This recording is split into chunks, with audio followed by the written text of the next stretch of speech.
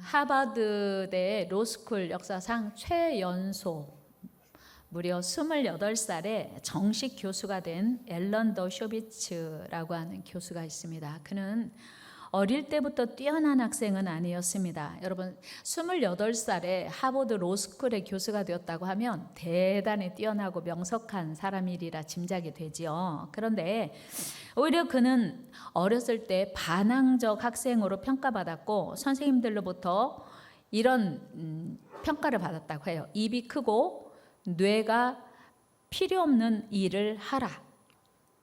대단한 저평가 아닙니까? 사춘기 시절에는 운동과 여자친구에 빠져 공부에는 전혀 관심이 없었다고 합니다. 당연히 그의 고등학교 성적은 모두 C였다고 합니다. 그러던 어느 여름 캠프에 참가하게 되었고 거기서 대학생 자원봉사자로부터 뜻밖의 이런 말 한마디를 듣게 됩니다. 야, 내가 보니 너는 정말 똑똑해. 이런 칭찬은 놀랍게도 그가 태어나서 한 번도 들어본 적 없는 최초로 듣는 칭찬이었습니다. 그 칭찬 한마디가 그의 인생을 완전히 바꾸어 놓았습니다. 그 칭찬을 들은 후 그는 스스로가 와, 나 정말 똑똑한 사람 된 것 같아. 그런 생각이 들었다고 해요. 그 칭찬을 들은 이후로. 그리고 그가 스스로 이제 자기가 똑똑한 사람이 된 것처럼 행동하기 시작했습니다. 열심히 공부했고 학점은 모두 올 A가 되었다고 해요. 그렇게 그의 인생은 점차 멋진 인생으로 바뀌게 되었습니다. 여러분, 말에는 이처럼 창조적인 힘이 있습니다. 그럼에도 불구하고 우리가 말하는 훈련이 중요하다는 생각을 별로 하지 않지요. 그리고 잘 말하려고 배우려고 하지도 않습니다. 사실 우리나라 교과과정 중에는 쓰기, 읽기, 말하기, 듣기가 있습니다. 그런데 많은 학부모들이 초등학교 들어가기 전부터 자녀에게 힘쓰는 게 뭐냐면 글씨 써야 돼. 글씨 읽어야 돼. 그래서 한글을 읽고 쓰기에는 집중하지만 정작 중요한 말하기 훈련은 하지 않습니다. 사실은 오래전에 기억해 보면 웅변학원을 보내서 자기 의사표현을 잘할 수 있도록 했던 적이 기억이 있습니다. 근데 사실 지금은 웅변학원을 거의 찾아보기 어려울 정도로 말하기 훈련이 과소평가되고 있습니다. 그리고 말하기는 따로 배우지 않아도 쉽게 할 수 있을 것처럼 생각합니다. 그런데 오늘 본문 말씀 보니까 말 잘하는 것이 얼마나 중요한지를 강조하고 있습니다. 우리 잠언 18장 21절 말씀 같이 읽겠습니다. 시작. 죽고 사는 것이 혀의 힘에 달렸나니 혀를 쓰기 좋아하는 자는 혀의 열매를 먹으리라. 아멘. 아멘. 좀 더 크게. 죽고 사는 것이 혀의 힘에 달렸대요. 그러니까 우리의 말이 사람을 살리기도 하고 죽이기도 한다는 그런 이야기잖아요. 실제로 우리의 잘못된 말 한마디에 누군가는 상처를 받고 오래도록 힘들어하거나 위축되고 용기를 잃어버리기도 하고 누군가 던진 말 한마디로 절망에 빠지기도 합니다.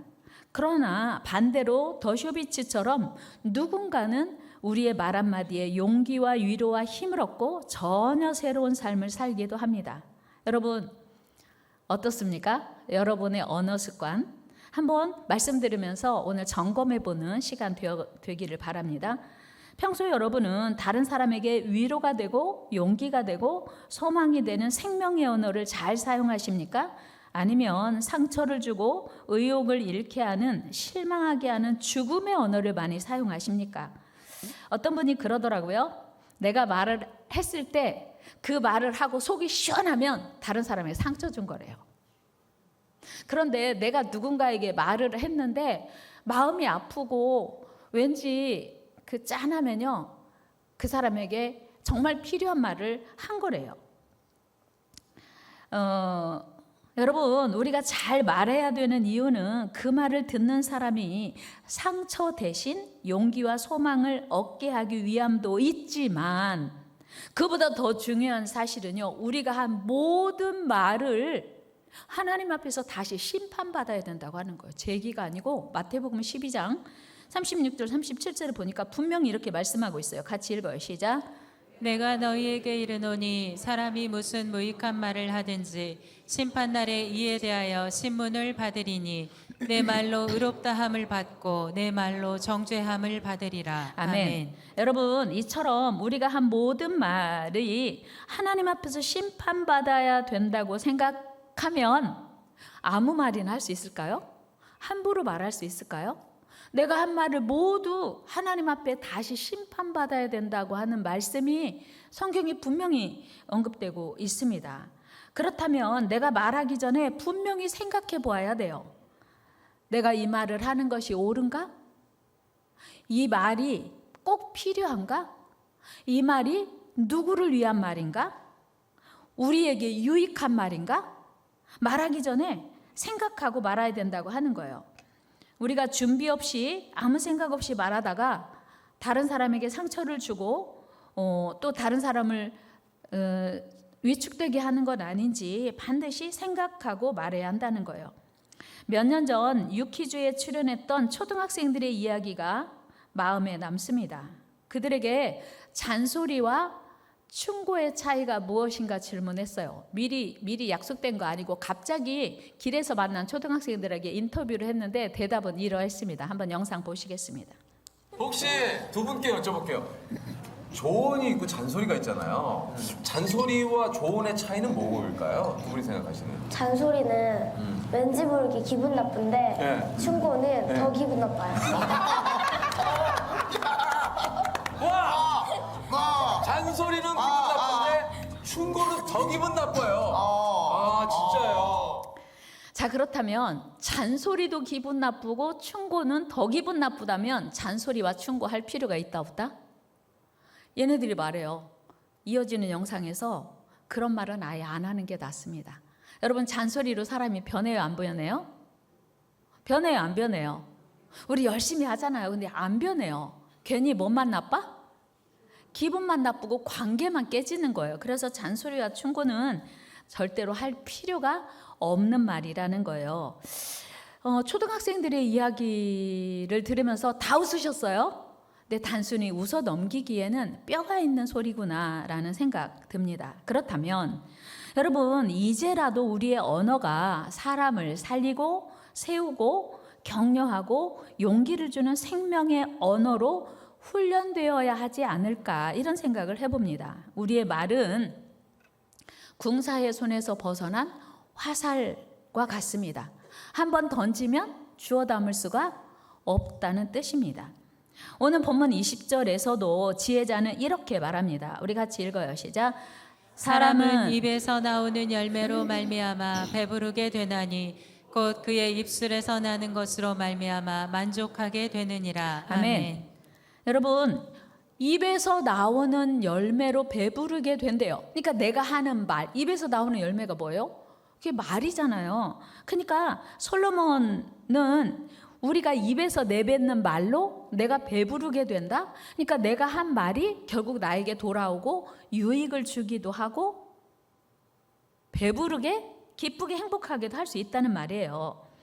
그래서 지금 솔로몬이 말하는 것은 우리의 말이 농사 짓는 농부의 농사 과정으로 비유하고 있는 거예요. 여러분, 가을에 수확하기 위해서 농사 짓는 농부가 아무데나 씨 뿌립니까? 아무 씨앗이나 뿌립니까? 아니요. 씨앗을 잘 선별해서 바로 안 뿌려요. 땅을 경작합니다. 땅을 기경해요. 깊이 땅을 갈아엎고 돌멩이를 다 주워서 버리고 좋은 토양을 만든 이후에 가장 선별해서 좋은 씨앗을 거기 뿌립니다. 아무 때나 뿌려요? 아니요. 비가 와서 아니면 비가 올 것 같은 날에 뿌려서 씨앗이 잘 발아하도록 때를 기다렸다가 씨를 뿌립니다. 작물에 따라서는 지지대도 세우고 김도 매주고 비료도 주고 벌레도 잡아주고 솎아주고 격까지도 쳐줍니다. 열매를 얻기 위한 농부의 정성이란 우리가 생각하는 것 이상이에요. 우리가 먹는 열매는 모두 그런 정성 속에서 얻어집니다. 그런데 솔로몬이 우리에게 뭐라고 말하냐면 우리의 말로 배부르게 된대요. 그러니까 우리의 말이 이런 농사와 같다. 그러니까 신중하게 말하고 잘 말하라는 거죠. 우리는 우리 말의 결과, 내가 한 말의 결과가 반드시 나에게 다시 돌아온다는 생각을 하고 말해야 합니다. 뭐 가는 말이 고와야 오는 말도 곱다 이런 말도 있고, 콩 심은 데 콩나고 팥 심은 데 팥난다 이런 속담도 있죠. 무슨 뜻입니까? 사람의 말은 그것이 무엇이냐에 따라서 결과가 그대로 나타나게 된다고 하는 거예요. 그래서 생각 없이 내뱉는 말 있으면 안 되겠죠. 무슨 말이든지 다 그 말의 결과를 내가 봤기 때문에 생각하고 말하자는 거예요. 우리 속담에 말 한마디로 천냥빚을 갚는다 이런 속담도 있고요. 그런가 하면 무심코 던진 돌에 개구리는 맞아 죽는다는 속담도 있습니다. 그만큼 말 한마디가 얼마나 중요한가를 나타내는 속담들입니다. 그렇다면 우리는 어떤 말을 어떻게 해야 할까? 사도 바울은요, 골로새서 4장 6절에서 이렇게 말씀하고 있습니다. 우리 같이 읽어요. 시작. 너희 말을 항상 은혜 가운데서 소금으로 맛을 냄과 같이 하라. 그리하면 각 사람에게 마땅히 대답할 것을 알리라. 아멘. 여러분, 말을 소금으로 맛을 내게 하래요. 여러분, 아무리 실력이 좋은 요리사라고 해도 소금 없이 맛있는 요리 하세요 하면 가능하다, 불가능하다? 불가능해요. 소금이 없이 맛있는 요리 하는 건 불가능합니다. 그래서 조미료 중에 가장 핵심적인 조미료가 소금이죠. 그런데 사도 바울이 뭐라고 말하냐면 너희 하는 말이 소금처럼, 그러니까 우리의 말로 분위기도 살리고 사람도 살리고 우리의 말이 맛있는 말이 되어야 된다는 이야기예요. 모든 사람을 위로하고 용기를 주고 축복하고 사람을 세우는 그런 맛있는 말을 하라는 거예요. 숭실대 사이버대 이호성 교수는 우리의 말에 다른 사람이 상처를 받는 이유는 우리 말이 친절하지 않아서 그렇대요. 친절을 담아서 말하라는 거예요. 그런데 친절을 담아서 말한다는 건 무슨 뜻이냐면 우리 말에 사랑을 담아서 말하라는 거예요. 그렇습니다, 여러분. 우리 말에 친절을 담고 사랑을 담아서 말하는 훈련을 해야 합니다. 서울대 법의학 교수이신 유성호 교수님의 이야기도 비슷합니다. 법의학 교수니까 이분은 하루에 수없이 많은 시신들을 부검하는 분이에요. 그 많은 죽음들 앞에서 유독 가족들이 애통함을 잊을 수 없다고 하는데요. 특별히 어떤 중년 아내가 남편의 죽음 앞에서 너무나 슬프게 울더라는 것입니다. 여러분, 아직 멀었다고 생각한 건강하던 남편이 갑자기 출근길에 죽었다면 슬프게 우는 게 당연하지 않겠습니까? 그런데 그 사연을 들어보니 그 남편이 얼마 전에 고위 공무원에 승진했다고 합니다. 얼마나 기뻤겠어요. 얼마나 행복했어요. 야, 우리 남은 날은 이제 불행 끝, 행복 시작이다. 뭐 그런 마음이었지 않겠습니까? 그런데 마침 그날 아침 사소한 일로 부부가 말다툼을 했다고 합니다.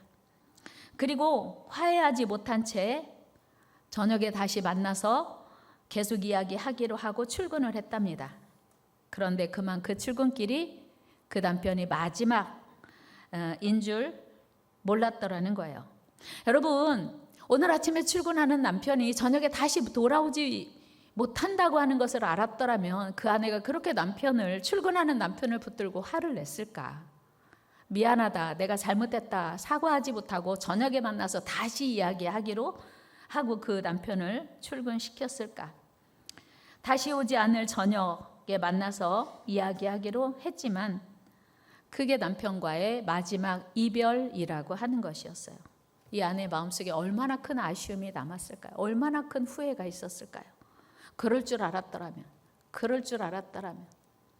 평생을 두고두고 후회하고 자책하며 살아갈 일 아닙니까? 그 교수님 다음 말씀이 더 마음에 남습니다. 죽은 후에 많은 유산을 남기는 것도 중요하지만 특별히 뭐 이벤트나 사랑하는 사람을 위하여 많은 선물을 주는 것도 필요하지만 아무 유산 없어도 아무 선물 없어도 이벤트 없어도 평생 두고두고 후회할 말은 하지 말라. 여러분, 아무리 화가 나고 속상해도 평생 후회할 말은 하지 맙시다.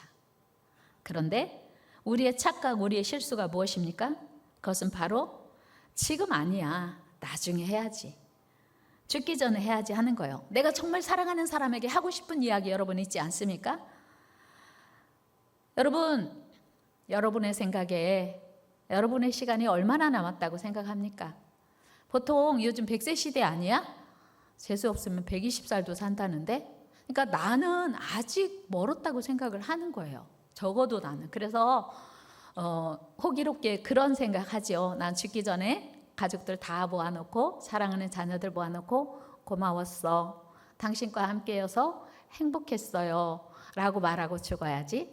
예수 잘 믿어라, 천국에서 만나자, 이런 얘기하고 죽어야지, 이렇게 보통은 생각한다는 거예요. 그런데 그렇게 100세까지 사는 사람들이 결코 많지 않다는 거예요. 뿐만 아니라 죽기 전에, 죽는 그 순간까지 정신이 맑아서 죽기 전에 가족들 다 모아놓고 하고 싶은 얘기를, 평상시에 늘 하고 싶은 고마운 얘기를 할 수 있는 사람은 그리 많지 않대요.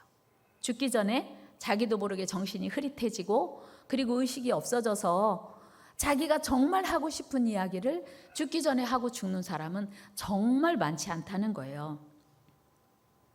그래서 우리는 미루지 말고 오늘, 지금 말할 수 있을 때, 오늘 정신이 온전할 때 그 귀한 말, 그 소중한 말을 해야 된다고 하는 거예요. 우리 잠언 16장 24절을 보면 이렇게 말씀합니다. 같이 읽어요. 시작. 선한 말은 꿀송이 같아서 마음에 달고 뼈에 양약이 되느니라. 아멘.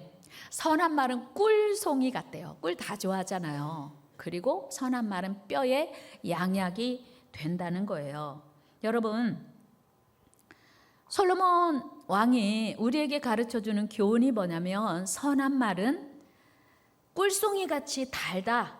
여기서 달다고 하는 말은 위로가 된다, 그런 뜻이에요. 마음이 따뜻해진다, 그런 뜻입니다. 그리고 뼈에 양약이 된다는 것은 힘을 준다는 의미입니다. 이는 곧 선한 말은 듣는 사람에게 위로가 되고 힘이 된다는 의미입니다. 그렇다면 여기서 말하는 선한 말이란 구체적으로 무슨 말일까요?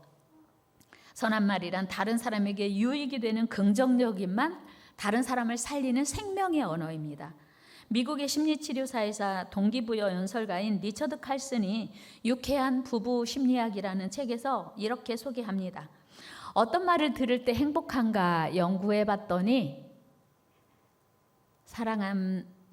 사랑해요, 고마워요, 잘했어요, 당신밖에 없어요, 도와드릴게요, 잘 될 거예요, 믿음직스러워요, 당신 곁에는 항상 제가 있어요, 어려울 때 말씀하세요, 당신이 이해하세요, 그 사람들이 몰라서 그래요, 속상해하지 마세요, 제가 다 알고 있잖아요. 이런 말들을 들으면 행복해진대요. 여러분은 그 중에서 몇 개나 자주 사용하십니까? 사랑해요, 고마워요, 감사해요, 당신 곁에 제가 늘 있어요. 이런 말이 여러분들이 일상적으로 쓰는 말이 되기를 축복합니다.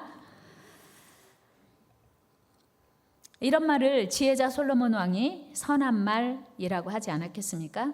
그러니까 선한 말이란 누군가가 들었을 때 행복을 느끼게 되는 말입니다. 행복한 말은 진심으로 그 사람을 위해서 하는 말이요, 상대방이 잘 되기를 바라서 하는 말입니다. 여러분, 자녀가 잘 되기를 바라시잖아요. 자녀가 안 되기를 바라는 부모가 어디 있겠어요. 그런데 지금 여기는 안 계실 줄 알아요. 예전에 보면요, 내가 너 같은 자식을 낳고 미역국을 먹었다니, 네가 내 왼수야, 평생 왼수. 정말 쉽게 어머니들이 하셨어요. 나가 죽어라. 어렵지 않게 들었어요. 그리고 부모님이 부부싸움 하시고 화가 나잖아요. 내가 이혼하고 싶은데 너 때문에 살아. 그러니까 그런 말들이 비수처럼 꽂혀서 평생 자녀들의 마음에 우울을 주고 위축되게 하고 자존감을 잃게 만드는 거예요. 여러분, 그런 말 대신 우리는 사랑해, 축복해, 네가 최고야, 이런 말을 여러분 많이 할 수 있기를 축복합니다. 특별히 선한 말은 미루지 말고 오늘부터, 지금부터 부지런히 많이 해야 합니다. 여러분, 우리 종에 우리 식생활 하면서 좋은 식재료 중에 하나가 버섯이에요. 향기도 좋고 맛도 좋고 영양가도 풍부한 그 버섯, 여러분 많이 식재료 중에 사용하지 않습니까? 그런데 버섯이라고 다 좋은 거 아닙니다. 버섯 중에는요, 독버섯이 있어요. 먹기만 하면 사람의 생명을 잃게 하는 독버섯도 있다는 사실이 우리에게 많은 교훈을 줍니다. 마찬가지로 우리 입에서 나오는 말이라고 해서 다 같은 말이 아니라는 사실이요. 어떤 말은 사람을 살리기도 하지만 어떤 말은 사람을 죽이고 상처를 주는 등 해를 입히기도 합니다. 그러므로 우리는 말을 잘하도록 늘 생각하고 훈련해야 합니다. 야고보 사도 역시 말의 중요성에 대해 말하는 혀를 잘 길들여야 한다고 이렇게 말씀해요. 야고보서 3장 8절 시작. 혀는 능히 길들일 사람이 없나니 쉬지 아니하는 악이요 죽이는 독이 가득한 것이라. 아멘. 아멘. 혀를, 내 입속에 있는 혀를 누가 길들일 수 있을까요? 아무도 없어요. 누가 길들이라는 뜻이에요? 내가. 여러분 혀를 길들일 생각하고 말하십니까? 이야기 말하기 전에 내 혀가 좀 더 잘 길들여져. 그래서 시편에서는 내 입술에 파수꾼을 세워달라고 말했고요. 이사야 선지자는 내 입술을 제단 숯불로 지져달라고 고백하기도 합니다. 혀를 잘 길들이는 거 너무너무 중요해요. 우리 하나님께서는 우리 인간들에게만 주신 특별한 선물, 바로 언어예요. 짐승들은, 동물들은 우리처럼 미래를 그릴 수도 없고 꿈을 말할 수도 없고 지나간 과거를 말할 수도 없대요. 지금 그 단순한 현상들을 몸짓으로 날갯짓으로 의사소통을 하기를 하지만 사람처럼 이렇게 말을 할 수 있는 건 우리 사람이 유일한 거예요. 하나님의 선물인 줄로 믿습니다. 이 귀한 선물을 통해서 우리는 사랑하는 가족들에게 또 성도들에게 서로 용기가 되고 힘이 되는 사랑의 말, 선한 말을 해야 합니다. 우리 언어 생활 잘 훈련할 수 있기를 주의 이름으로 축원합니다. 훈련된 말만 할 수 있기를 축복합니다. 평생 후회하지 않을 말만 할 수 있기를 축원합니다. 제가 요즘 영어에 관심을 가지다 보니 아주 좋은 문장 하나를 발견을 했습니다. 그 문장이 뭐냐면 You made my day. 당신 덕분에 오늘 행복했습니다. 우리가 쉽게 이해하기는 I'm so happy because of you. 당신 때문에 저 행복해요. 이런 뜻이에요. 그런데 You made my day라는 말이 훨씬 더 부드럽고 귀여운 표현이라고 하더라고요. 좀 더 길게 풀었으면 Thank you just made my day. 그러니까 당신 덕분에 오늘 하루 행복했습니다 라는 표현이에요. 여러분, 오늘 우리가 이 자리에 있는 것이 우연입니까? 아니면 당연합니까? 제가 지난 수요일 날 말에 대해서, 특별히 하나님에 대해서 원망불평하지 말자, 감사하자, 오늘 우리가 이 자리에 있는 거 당연한 거 아니고 하나님의 은혜다, 이런 말씀 드렸거든요. 목요일날 어떤 분이 장문에 메시지를 보내왔어요. 목사님, 어제 말씀 듣고 회개했습니다. 선물 사왔어요, 저한테. 그러면서 하나님이 저를 이렇게 살려주셨는데 하나님의 은혜인 줄 모르고 원망하고 불평했습니다. 그래서 감사하기로 했습니다.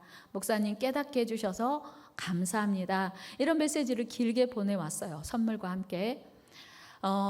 참 감사했어요. 와, 수요일 날 많은 분들이 말씀을 들었는데 이분이 이렇게 깨닫고 그리고 자기 삶의 자세를 교정하고 또 그리고 저에게 귀한 말씀 들려주셔서 감사하다고 표현까지 하니까 제가 너무 행복한 거예요. 그래서 감사하다고 고맙다고 저도 보냈습니다. 여러분, 우리가 이 자리에 있는 거 당연한 것 아니고 하나님의 은혜인 줄로 믿습니다. 하나님의 덕분입니다. 그렇다면 오늘 우리 하나님께도 하나님, 이 모든 것이 하나님의 은혜입니다. 배우자에게도 당신 덕분입니다. 당신이 계셔서 제가 행복합니다. 그리고 자녀들에게도 네가 있어서 내가 행복하다. 네 덕분에 엄마 너무 행복해. 네가 있어서 아빠는 너무 행복해. 이야기를 많이 할 수 있어야 돼요. 에베소서 4장 29절에서 사도 바울은 우리에게 이렇게 교훈합니다. 우리 같이 읽어요. 시작. 무릇 더러운 말은 너희 입 밖에도 내지 말고 오직 덕을 세우는데 소용되는 대로 선한 말을 하여 듣는 자들에게 은혜를 끼치게 하라. 아멘. 기도하겠습니다.